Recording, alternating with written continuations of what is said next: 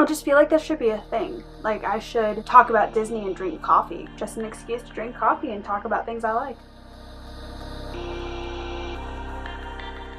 Hey guys, Eve here, and today I decided to switch my gears a little bit. As some of you know, I like Disney. I love Disney. It's just something that's really near and dear to my heart. When I was trying to think of some sort of tag that I could do so that you guys can get to know me a little bit more, immediately I thought of another Disney tag. As some of you guys have seen, I've already done a Disney tag, but this one's very specific. This is the Disney Parks tag. I originally saw this tag on Sarah Snitch's channel. She now goes by Sarah Sterling. She's a great Disney vlogger. Definitely check her out if you haven't already. And without further ado, let's go ahead and answer some really difficult questions.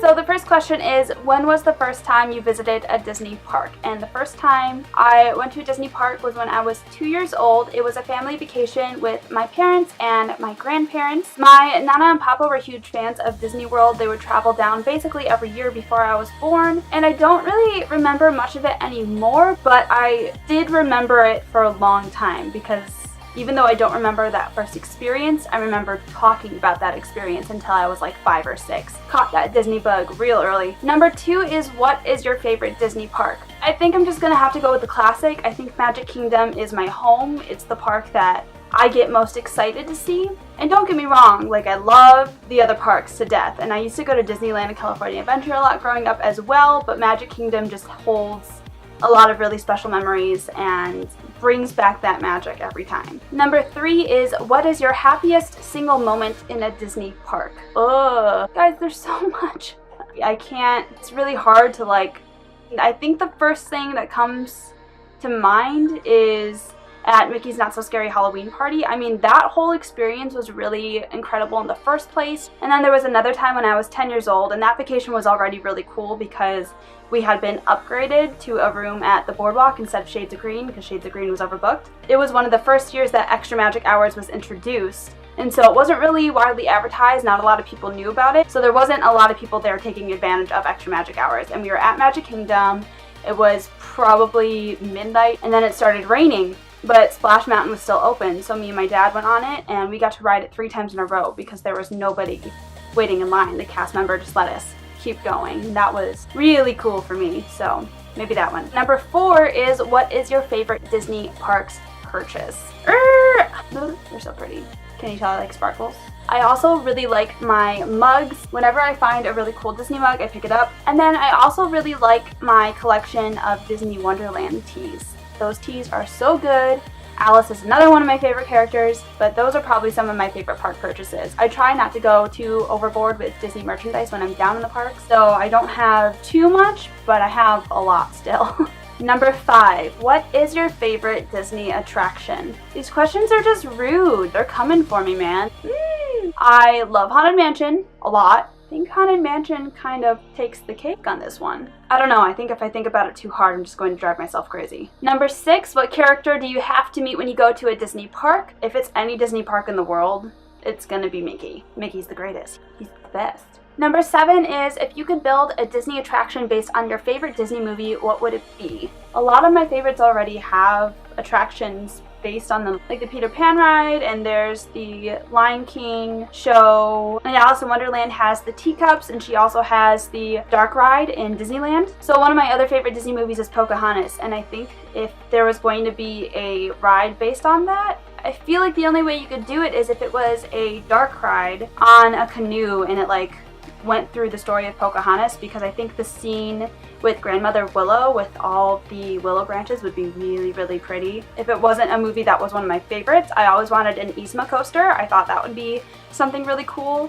And I wish that there was a New Orleans Tiana restaurant. That would be incredible. I am still shocked to this day that Disney doesn't have something like that, at least not in Disney World. I know they have the New Orleans Square restaurant in Disneyland, and they have Tiana-inspired foods, but it's not Tiana's restaurant. Like, I think Tiana's actual restaurant from the movie needs to be recreated. Speaking of restaurants, number 8 is, what is your favorite Disney park restaurant? So I think most of my favorite restaurants in Disney World aren't actually in the parks. I love Trattoria Al Forno on the boardwalk. I love Kona Cafe. I tried that out for the first time my past trip. The Boathouse as well. That place is really cool. It's in Disney Springs. But if it has to be something in the park, I like the Yak and Yeti in Animal Kingdom. Both the sit-down version and the quick service. I think that's some of the best food in any of the parks. Fight me on that. But I also like the San Angel Inn Restaurante in the Mexico Pavilion in Epcot. That's one that my family and I tend to go to pretty often. Number 9, describe a situation where a Disney cast member went above and beyond for you. So this isn't necessarily for me. Cast members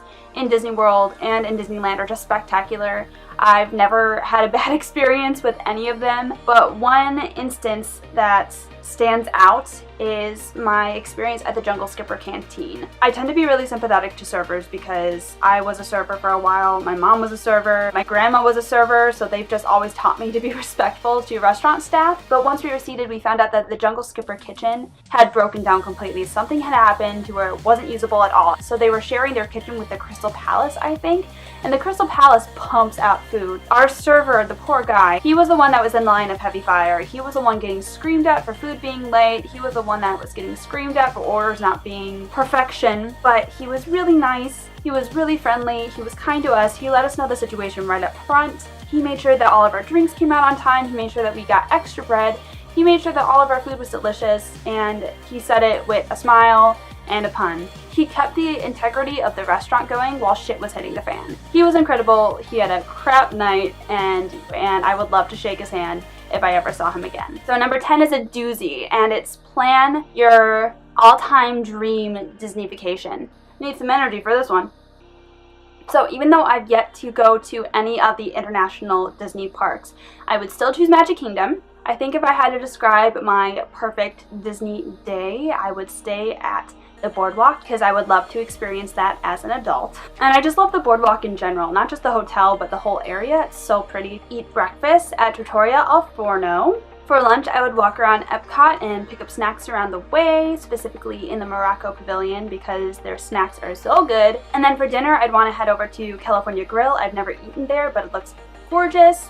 And then I'd want to do the Monorail bar crawl again, just because that was so much fun. And then I'd want to get off at the Polynesian and do a fireworks viewing on the pontoon boat. In an ideal world, it would be Wishes, but that'll never happen again, so it'll have to be Happily Ever After, and it would be in the fall time. And you know, for the ideal vacation too, I'd love to actually meet Peter Pan. I'd love to eat at Be Our Guest because I've never done that. I'd love to go to Mickey's Not So Scary Halloween Party again because that was so much fun. And I would love time to actually just stroll around Magic Kingdom and relax because every time we're down there, it's like go, go, go, go, go.